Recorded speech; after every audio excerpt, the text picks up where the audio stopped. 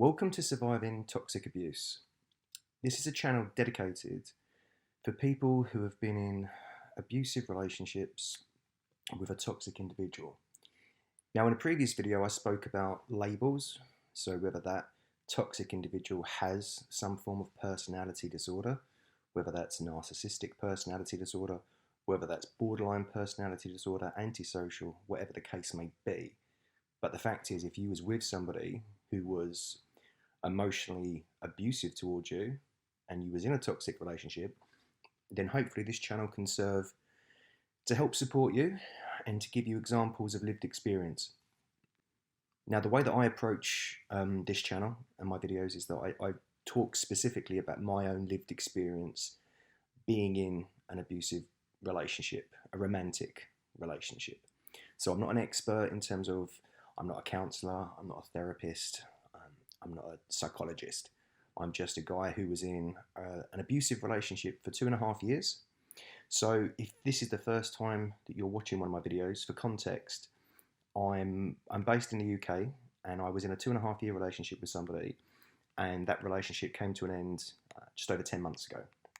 And I've been on a healing recovery journey since I came out of it. I had complex post-traumatic stress disorder, and to begin that recovery journey, I needed to take measures such as counselling, Reiki. I worked with a coach, and I actually had to go onto antidepressants as well to help manage my emotions, which were really quite impacted by the relationship, my mental health. On this video today, I'm going to talk about special occasions, and I need to break this down in terms of segments, because if I just spoke about all special occasions, this would need to be a 3-hour video. So on this video, I'm going to be talking about special occasions through the lens of birthdays.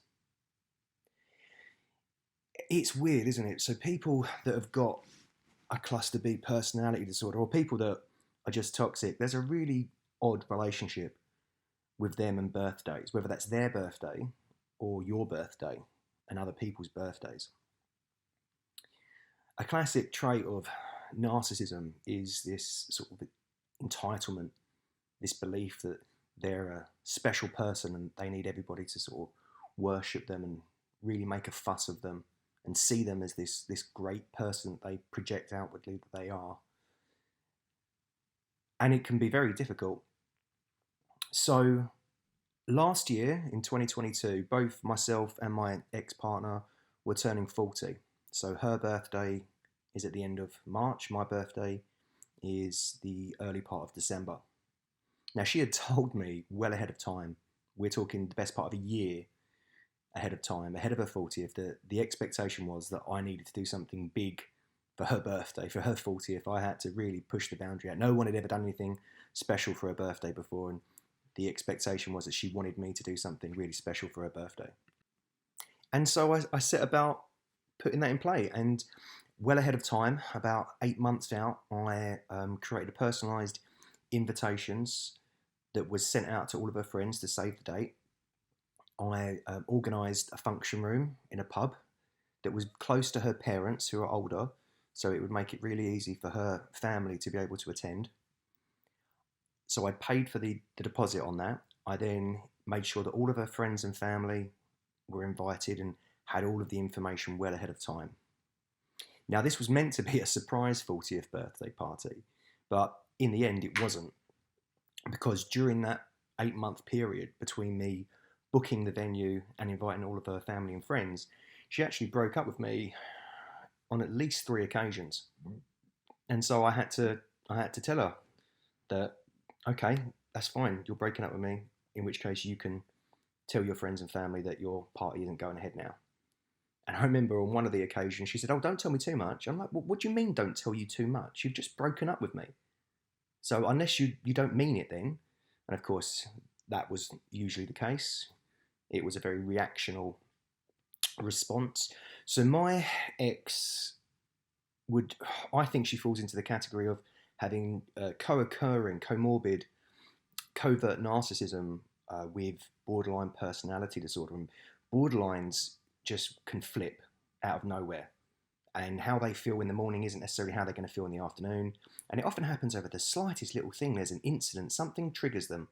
And it's black and white thinking. You go from being the good guy to the bad guy in an instant. And when they flip, they just can't change it. They can't pull back from it. So I experienced that throughout the entirety, pretty much, of our relationship. Constantly walking on eggshells, worried that I'm going to say something or do something that's going to trigger a response. So she knew that the birthday party was going to take place, but obviously we're back together now, and so the plans go ahead. So leading up to the birthday party, I had organised all of the food, which I'd paid for in advance. I had organised the DJ. I'd contacted all of her friends to submit songs that reminded them of her to be part of the playlist. And obviously I knew lots of music that she liked as well. I organised a big photo board, and I got it was more than one photo board. It covered pretty much an entire wall in the venue, and I asked all of her friends and family to submit photos of their time with her and when she was a child and for her teenage years, and as a young woman as well, all the way through to the present. And so this included some of her colleagues, people that she was in sort of social clubs with, and all of her family and friends. I organised all of the decorations and the balloons, and on the day of the event itself, single-handedly, I was rushing around, getting the decorations, liaising with the actual company that was going to turn up with all of the balloons and put them up, picking up all of the food and setting it out, and just really going to so much effort. And she came along with her friends, and we played up to the surprise element of it. And on the day, interestingly, none of her family came. So the reason was that apparently they all had COVID, but I mean, all of her family had COVID, apparently, different households. And so actually, there was more of my family there for her than there was of her own. But she had all of her friends, and a few of my friends that she knew and got on with, well, supposedly got on with, were also there. And my daughter was there. So I have a daughter. She would have been 7 at the time, and that was from my previous relationship that ended 6 years ago, sorry. And the interesting thing is that she professed how much she loved my daughter, my ex-partner, but it was telling the way that the behaviour of her often conflicted with that statement. So the party went ahead, and everybody was having a good night. The music, drinks were flowing. I'd bought all of her friends a drink as well to make sure that they had a drink, and we was having a great time. Now my daughter had to leave early that night because she had to go back to her mum's house, and so the arrangement was that she was going to be picked up like 8 o'clock in the evening or 9 o'clock in the evening. And so I'd said to my ex, "Can we blow out your candles on your cake," which I bought, a big personalised cake, "and sing you happy birthday before my daughter had to leave?" And she was really not happy about this arrangement because one of her friends hadn't turned up yet, and she wanted that friend to be here when we sang happy birthday. And I said, "Well, the trouble is Poppy's got to go. My daughter needs to go, so can we sing happy birthday before she goes, because she'd really love to be here to do that with you." And so she agreed, and we all sang happy birthday, and we blew out the candles, and then my daughter left, and we went on to have a lovely evening. We were dancing, the two of us, and we were kissing and having a great time. And then at the end of the night, I organised a taxi to get us home and got her balloons and all the memorabilia bits that we were going to take back with us, and we headed back to my house. And as soon as we walked through the door, and I'm trying to put her cake, what's left of her cake, into my fridge, she's standing by the stairs and she says to me, "You're a selfish fucking arsehole, do you know that?" And I turned around in absolute shock. I said, "Excuse me?" She goes, "You're a selfish fucking arsehole." I said, "Why? What have I done?" She goes, "Trying to make me blow out my cake when I wasn't ready. Blow out the candles on my cake when I wasn't ready. It's my birthday party, and I'll blow out my candles when I want to do it." And I just absolutely couldn't believe it. The amount of effort I had gone to for her to try and make it so special, and at the end of the night, I'm being called a selfish fucking arsehole simply because I'd asked if we could blow out the candles before my daughter had to leave. My daughter, who was looking up to her as a mother figure, you know, she's basically like her stepmom at this point, evil stepmom, shall we say. And it was just, I was just in shock. And I was so upset. The amount of effort I'd gone to, and it was very expensive as well, putting all of that together. So she went up to bed, and then the very next day, she was trying to be apologetic around it. And I remember we got onto the conversation about counselling, and I felt that because so much had already happened by this point, I really felt that she needed to get into counselling to sort of address where this is coming from. And she did actually, but I'll come on to that in more detail on another occasion. But her experience of going to counselling wouldn't have been to have reflected on her own issues. It would have been all triangulated and directed towards me and why I am the one who's making her feel the way that she feels, and actually I'm the problem. And of course, you go into a counselling session, the counsellor doesn't know me. They're there to counsel her, and all they're going to be hearing is whatever side of the story that she's presenting. And so it can easily be then twisted around to make it look like I am the problem. And all that will do is empower her to then think, yeah, I am the problem, and that she's done nothing wrong, and actually she can carry on doing what she's doing. It's a pretty twisted approach to it, really. Later on in the year, it was my birthday, and in the build up to it, you know, there'd been no talk about her doing anything for me. I was effectively left to my own devices in terms of organising my own 40th birthday party, which I did in the end. I just organised it myself. I thought, well, you know, and it wasn't a big thing. I didn't make a big song and dance out of it. There's a little function room in a pub close by to my parents. I booked that up, and it was just a few friends and my family, and that was it. And my ex was there as well. And but in the build up to my birthday, I think she broke up with me again a week before my birthday. So she'd been out having Christmas lunch with some friends. I think it was work colleagues, and I tried to give her a call in the evening just to sort of see how she was, because they went out at lunchtime, and I expected her to be home by now, but she wasn't. She was still out, and she was fuming that I called her, trying to check up on her, apparently is the way that she put it, like I'm so controlling. And then I explained that wasn't the case. I just ringing to see if you're okay.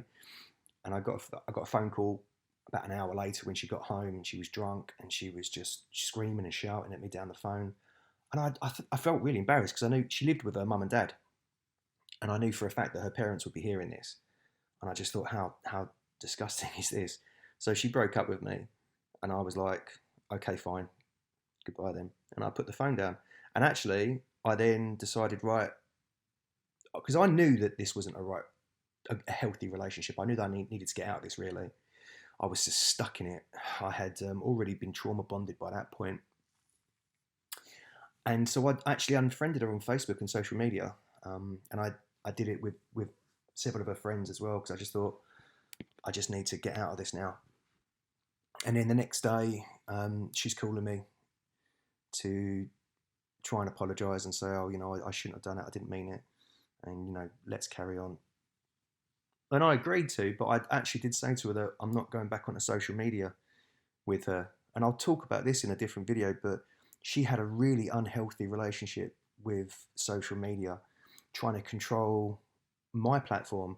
You know, we'd be out for an evening, and we'd take a selfie, and she'd say, right, put that up on Facebook, put that up on Instagram. Have you put it up yet? Have you put it up yet? I mean, it just controlling. She also made me delete any photographs that I had of me and my ex-wife. And I've got a really great relationship with my ex-wife. We co-parent with our daughter really healthily, in a really nice way. And I've got no vendetta or problem with her, but I had to delete any photographs that I had because it made her feel uncomfortable and insecure. So I'd said to her, yeah, look, I'm not going to go back on social media with you. And we agreed. And my birthday party, it was, as I say, it was a very low-key affair. She put up her and my mum ended up putting up some decorations, and she got me like a cheese platter birthday cake, which I thought was quite sweet, and I did thank her for it and for her efforts. And then the next day, we'd gone down to the coast with my daughter for my birthday, and we'd gone to this Christmas fair, and we'd gone into the town centre, and we were just gonna have a couple of drinks before heading out for dinner. And I put a few photographs of my 40th birthday party on Instagram, and I didn't realise that she had another account where she could see my Instagram post, and I hadn't put in any of my photographs that I put up on Instagram. You can only put 10 up anyway. I hadn't put any that featured her, and the reason why I didn't do that is because I've been broken up with so many times by this woman. I don't want to put up a post of my 40th birthday party with her in it, only for her to break up with me again a few days later, and then I'm having to take the post down. And actually, we're not even friends on Instagram now. So what's the big deal? So she'd seen that I had posted without her on there, and then she was so angry she refused to speak to me for the next 6 hours. And this is my birthday. And then we didn't speak again until next day, when she was the one who was then crying, and I'm the one who's playing the victim, and I'm the one who's then having to comfort her. Me and my daughter are having to comfort her.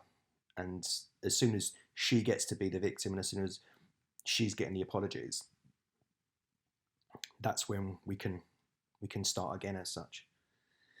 So yes, birthdays with people that are toxic, it's always going to be a difficult occasion. It has to be about them. Even when it's your birthday, it has to be about them. And as part of this series, I'm going to talk about more special occasions. I'm going to talk about holidays, and I'm going to talk about weddings. But I'll do them in a separate video, because they're both going to be quite long to some extent, to talk about some of the lived experience challenges I had. But yeah, dating somebody or being in a romantic relationship partnership with someone is always going to be difficult when they've got an unhealthy approach to their own level of entitlement and how they want to be perceived and treated. And how they treat you, perceive you, is the complete opposite in that sense. Like, they don't have any regard for you. So I still find some of this quite triggering when I talk about it.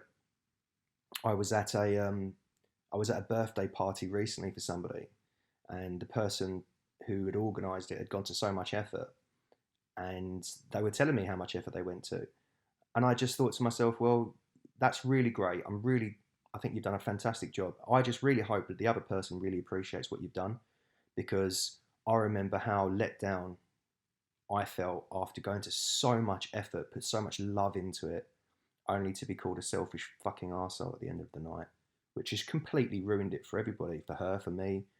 You know, I don't know whether she was frustrated as well because her family didn't come, but that had nothing to do with me. They said that they couldn't come because they had COVID across 3 different households, apparently. And a few of her friends also didn't turn up because they said that they was a bit ill. So I can get that she's a bit frustrated, but why take that out on the person who is there, who is present, who is putting in all the effort to try and make you feel special and to give you love, basically. I only ever tried to love her, and I felt that was always thrown back in my face. So I'm going to wrap it up there. If you've had experience with people who are toxic or narcissistic or have personality disorders, I'd be interested to know if you've experienced this as well when it comes to birthdays. You can leave a comment, and it would be good to hear. I think with this community, I think one of the reasons why I've created this channel is I felt so alone when I was going through this. And it was only afterwards when I came out and I started to research into abusive relationships, emotional abuse, toxic relationships, personality disorders within relationships, that I came to realise that I wasn't alone. And sadly, there's a lot of people out there that are trying to wrap their head around this. And whilst from an academic perspective, there's lots of channels that talk about this in theory, there's not too many that that go deep in terms of lived experience and talk about specific nuances and specific examples. And I just hope that through sharing these, if you can relate to this, you can at least know that you're not alone. And you can start to focus on yourself and your own personal healing recovery journey, which will take time and will also require support.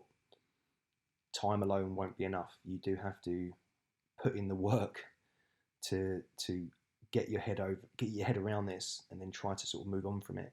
But it will stay with you. One of the things that I have at the moment is that I can be quite untrusting towards new people. Like if I go out on a date, for example, I'm almost looking for red flags, which isn't healthy, isn't good, and I'm aware of that, and it's something that I need to sort of address and overcome. But I thank you for joining me on this video. If you liked it, please do press the like button, and if you'd like to subscribe to the channel, please do so. Thanks a lot.